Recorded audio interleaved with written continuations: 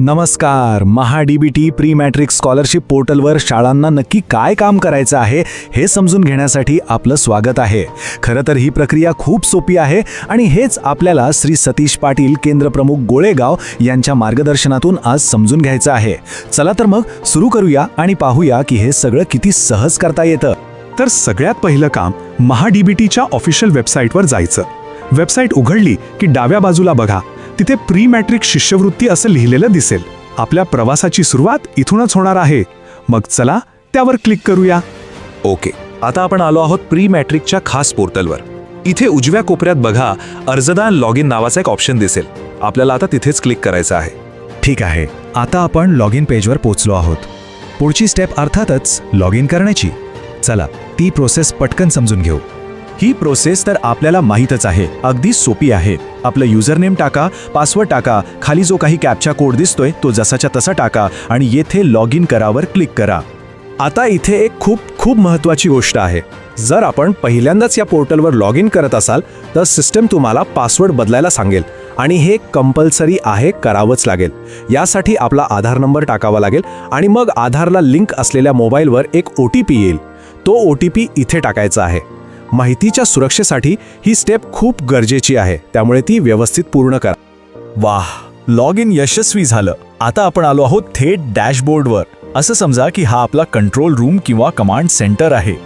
या डॅशबोर्डवर एका नजरेत सगळं काही दिसतं. म्हणजे एकूण विद्यार्थी किती जणांचे अर्ज भरायचे बाकी आहेत, कोणत्या अर्जांमध्ये काहीतरी चूक झाली आहे, सगळं काही इथेच कळतं. आणि हो, प्रत्येक आकड्याच्या खाली तपशील पहा असं दिलेलं आहे. तिथे क्लिक करून आपण अजून खोलात माहिती घेऊ शकतो. एक मिनिट, विद्यार्थ्यांच्या अर्जांवर काम करण्याआधी एक छोटं पण महत्त्वाचं काम आहे. ते म्हणजे शाळा प्रोफाईल पूर्ण करणं. ह्यातली बहुतेक माहिती तर सरळ पोर्टलवरून आपोआप आलेली असेल, पण जी काही माहिती मिसिंग असेल ती आपल्याला भरावी लागेल आणि सेव्ह करावी लागेल. हे केल्याशिवाय पुढे जाता येणार नाही. चला तर मग आता वळूया या सगळ्या प्रक्रियेच्या सगळ्यात महत्त्वाच्या भागाकडे, आणि तो म्हणजे स्टुडंट प्रोफाईल मॅनेजमेंट. आपलं खरं काम इथूनच सुरू होणार आहे. इथे आपण इयत्ता, जात किंवा विद्यार्थ्याचा सरळ ID वापरून त्याला शोधू शकता.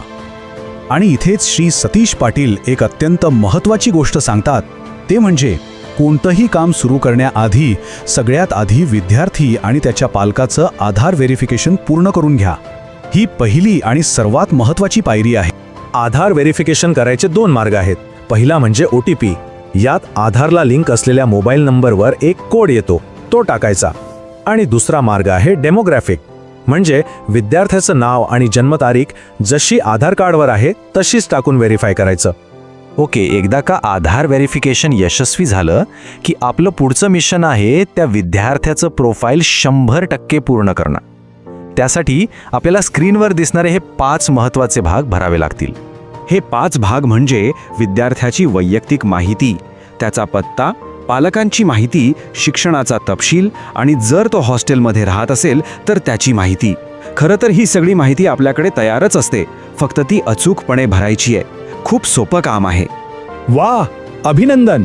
ज्या क्षणी विद्यार्थ्याचं प्रोफाईल 100% पूर्ण होईल, समजा आपण अर्धी लढाई जिंकली. आता आपण तयार आहोत सगळ्यात शेवटच्या आणि महत्त्वाच्या टप्प्यासाठी, तो म्हणजे शिष्यवृत्तीसाठी अर्ज करणं. आपली सगळी तयारी आता झालेली आहे. प्रोफाईल कंप्लीट आहे. चला तर मग आता मुख्य कामाला लागूया, म्हणजेच स्कॉलरशिप स्कीमसाठी अप्लाय करूया. आता आपल्याला जायचं आहे योजना लागू करा या मेनूमध्ये. तिथे पुन्हा एकदा त्या विद्यार्थ्याला शोधा आणि त्याच्या नावापुढे असलेल्या लागू करा या हिरव्या बटणावर क्लिक करा. असं केल्यावर तो विद्यार्थी कोणत्या कोणत्या योजनांसाठी पात्र आहे याची एक लिस्टच आपल्यासमोर येईल. आपण जी योजना निवडू त्या योजनेसाठी जी काही कागदपत्रे लागतील ती आता आपल्याला इथे अपलोड करायची आहेत. फक्त एक गोष्ट लक्षात ठेवा, फाईलची साईज आणि तिचा प्रकार, म्हणजे ती PDF आहे की JPG, हे स्क्रीनवर दिलेल्या नियमांप्रमाणेच असायला हवं. आणि आता येतो सगळ्यात महत्त्वाचा शेवटचा टप्पा.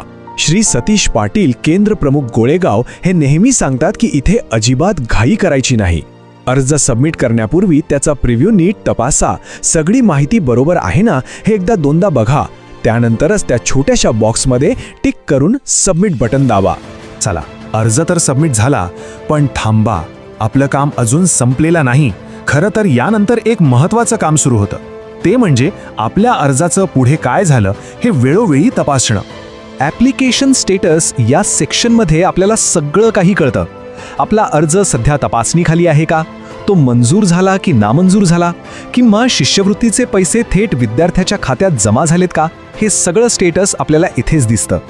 आणि समजा कधीतरी असं झालं की काही चुकीमुळे अधिकाऱ्यांनी अर्ज परत पाठवला, तर अजिबात काळजी करू नका. अर्ज पुन्हा लागू करा या मेन्यूमध्ये जाऊन जी काही चूक आहे ती दुरुस्त करून आपण अर्ज पुन्हा सबमिट करू शकतो. सोपं आहे. तर या संपूर्ण प्रक्रियेचा सार काय? श्री सतीश पाटील यांच्या अनुभवानुसार फक्त 3 गोष्टी लक्षात ठेवायच्या. 1.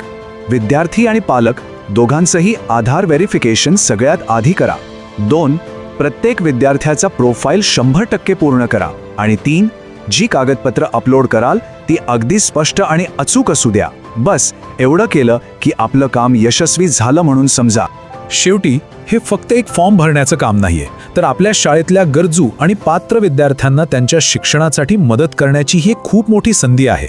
तर मग विचार करा, या माहितीच्या मदतीने या वर्षी आपण किती विद्यार्थ्यांच्या आयुष्यात एक सकारात्मक बदल घडवू शकतो.